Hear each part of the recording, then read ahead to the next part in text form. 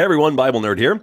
Every Tuesday on my Facebook page, I post trivia questions. So I thought it'd be fun to go through and answer those questions after the day is over. See how many you get right, see how many you get wrong.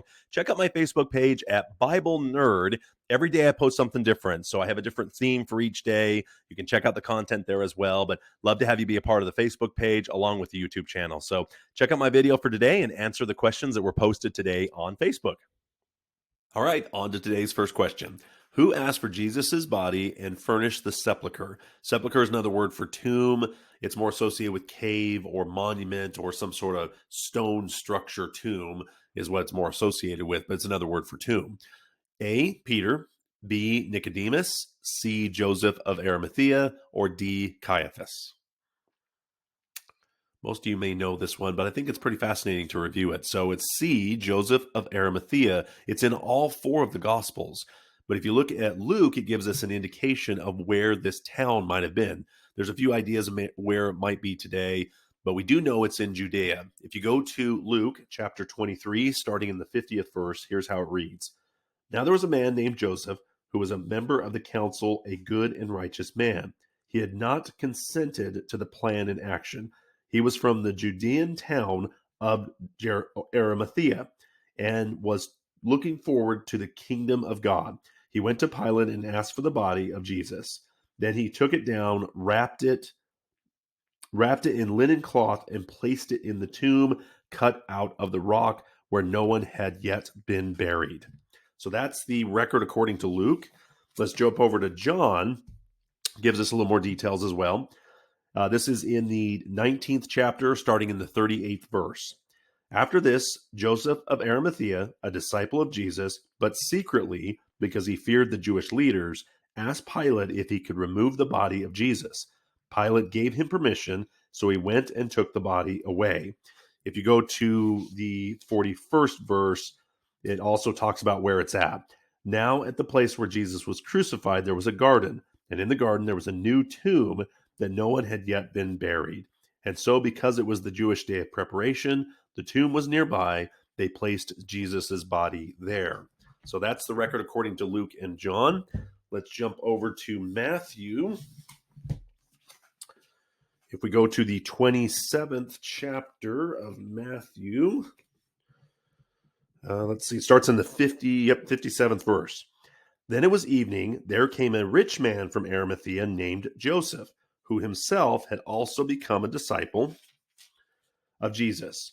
This man went to Pilate and asked for the body of Jesus. Then Pilate ordered it to be given to him. And Joseph took the body and wrapped it in clean linen cloth and laid it in his own new tomb, which was hewn out of the rock, and he rolled a large stone against the entrance of the tomb and went away. So that's the account according to Matthew. The last one, the gospel according to Mark. If we go to the 16th chapter, we're going to start in the 22nd verse. When evening had already come, because it was the preparation day, that is, the day before the Sabbath, Joseph of Arimathea came, a prominent member of the council, he himself was waiting for the kingdom of God, and he gathered up courage and went before Pilate and asked for the body of Jesus. Pilate wondered if he was dead by this time, and summoned the centurion. He questioned him as to whether he was already dead. And asserting from this, the centurion, he granted the body of Joseph. He granted the body to Joseph. Joseph brought a linen cloth, took him down, and wrapped him in the linen cloth, and laid him in a tomb which had been hewn out of the rock, and he rolled a stone against the entrance of the tomb. So the answer is C, Joseph of Arimathea. All right, on to question number 2. Who was not an apostle? Was it A, Bartholomew, B, Philip, C, Matthew, or D, Mark? So what is an apostle? So you have two common words or phrases that are used throughout the New Testament or even associated today, and that's disciple and apostle. A disciple is a student or a follower of that person. That's probably the best name for it, is disciple as a follower or student. Where apostle, the actual word in the Greek, meant sent out or sent out ones that were specifically called to be sent out to preach the good news, to preach the gospel to Gentiles and Jews and everything like that. So you've got Paul is actually known as an apostle that was actually sent out by Jesus to do the great missionary work of spreading the gospel throughout the world, especially to the Gentiles. So, but if you look in Matthew chapter 10, verses 2 through 4, there's a great list of the apostles. So let's read that list. Now the names of the 12 apostles are this. The first, Simon, who was called Peter, and Andrew, his brother, and James, the son of Zebedee, and John, his brother, Philip and Bartholomew, Thomas and Matthew, the tax collector, James and the sons of Alphaeus, and Thaddeus, Simon the Zealot, and Judas Iscariot, the one who betrayed him. So that's a great list of the 12 apostles. Notice a name that's not on there? The answer is answer D, Mark. So who is Mark? Mark, also known as John Mark, was an associate of Paul and probably a disciple of St. Peter. So he was around kind of as the church was growing, and he is the accredited to the first book of the New Testament, the first gospel, the gospel according to Mark. So the answer to this question is D. Mark was not an apostle. All right, on to question number 3. How many proverbs did Solomon speak? Was it A, 1,005, B, 7, C, 2,000, or D, 3,000? Well, let's pull out Proverbs. Let's go to chapter 10 of Proverbs, and let's start counting. Let's see, 1, 2, 3, 4. You know what? There's got to be an easier place to find this. You know what? Let's check out Kings. Let's see, 1 Kings chapter 4, starting in the 32nd verse, it says, he also spoke 3,000 proverbs, and his songs were 1,005. Ha. You know, my first thought was 1,005. That was the first number that popped in my head when I read the question too. And then I started doing a little research and finding out the answer. And the answer is D, 3,000. All right, on to the next question. How tall was the giant Goliath? Was he A, 6 cubits in a span, B, 8 cubits, C, 10 cubits in a span, or D, 12 cubits? Let's go to 1 Samuel chapter 17, verse 4, and we'll find the answer. Let's see, chapter 17, verse 4. Then a champion came out from the armies of the Philistines named Goliath from Gath, who was 6 cubits and a span. So how big is that? What is a cubit? So a cubit is actually the distance between the top of your finger and your elbow. So that would be a cubit. So obviously that could change depending on the person who's in power. You see it in the foot that we use today was literally the king's foot.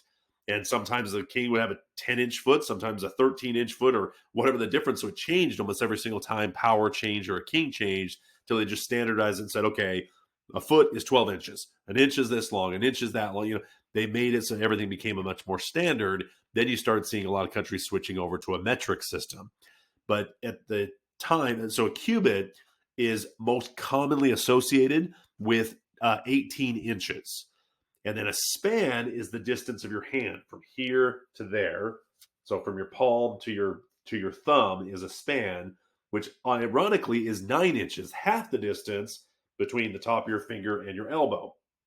Now, obviously, this could change. So that's why we don't know exactly what measures were really standardized, but that's what it is. So that makes Goliath, being 6 cubits in a span, makes him about 9 feet 6 inches tall. So big dude. This is a big dude. So I thought I'd do a little word search too on cubit. And I tell you what, it's in the Bible like crazy. There's a ton of references of it. So what are some of the most common or known measurements within the Bible? I would say the ark is a big one. So the ark of the covenant is a big one, and it's 3 cubits high by 5 long, 5 wide. So it's a box. You know, it's a box where the ark of the covenant is. Another ark is the big one, the big ark. So it was 300 cubits long, 50 cubits wide, and 30 high.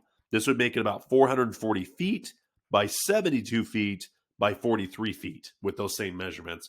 I found some interesting stuff about that also back then, maybe they were bigger, so this could even be bigger. Like that span of the early humans might have been bigger Noah, or his measurements might have even been bigger than that, but that's really the ones that is most common. That's the measurement we have that's the most approximate. So I also did a word search on what's the biggest measurement I could find in the Bible. So I did a little word search on it, and there is something in Ezekiel that looks like it's the land that the Levites were given that belonged to the Levites who were just serving the temple. It's 25,000 cubits long by 10,000 cubits wide. So that's the largest measurement that I could find within the Bible using the measurement of cubits. So Goliath was answer A, 6 cubits in a span, which makes him approximately 9 feet, 6 inches tall. All right, on to the last question of the day. Who lived the longest recorded in the Bible? Was it A, Adam, B, Noah, C, Shem, or D, Methuselah? Well, let's get to the good book. Let's go to Genesis chapter 5. And we will see the oldest person recorded in the Bible. Genesis chapter 5, verse 27. The entire lifetime of Methuselah was 969 years, and then he died. So 969 years old is the oldest recorded person in the Bible. Adam was 930 years old when he passed away, which would have been in Genesis 5:5. And then Noah was 950 years old, according to Genesis 9:29. Shem's a little bit tricky because there's not the exact date of when he died. You have to compile it from dates that happened at his certain lifespans to add it up. It's 600 years old for Shem. But I find that there's some beautiful stuff about the name Methuselah.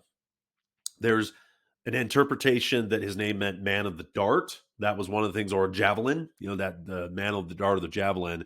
But there's some really good commentaries I've seen out there where Methuselah meant when he dies, judgment, or it shall be sent, was this foretelling that once this man passed away, the flood would come or judgment would come.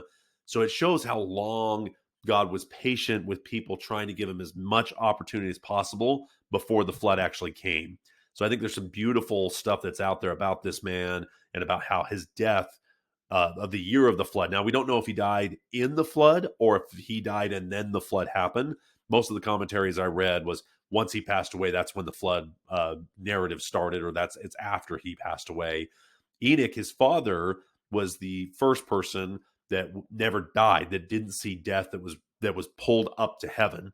So it was something where he didn't experience death as another sign. Okay, this is the last righteous man on earth. We're going to give him as much time as we possibly can. God is patient, long-suffering, 969 years.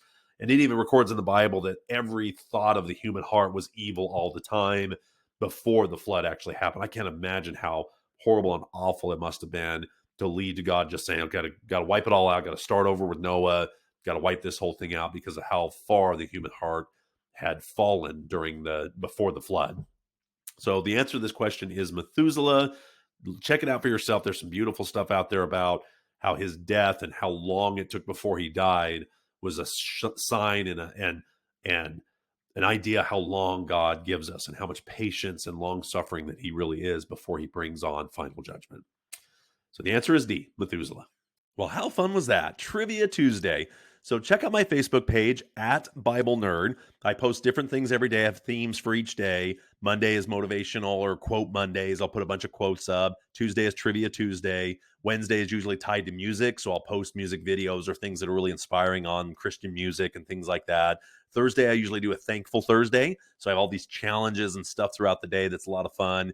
And then Friday, I have a discussion or a topic that I'll bring up and just get some interaction, get some people talking back and forth. So it's really a lot of fun. Love where this is going. I love that you're a part of it. Please click subscribe, like, and comment. Let me know what I'm doing right, what I'm doing wrong. I just love going on this journey with you and can't wait to see where God takes us. So I hope you have a wonderful day and God bless.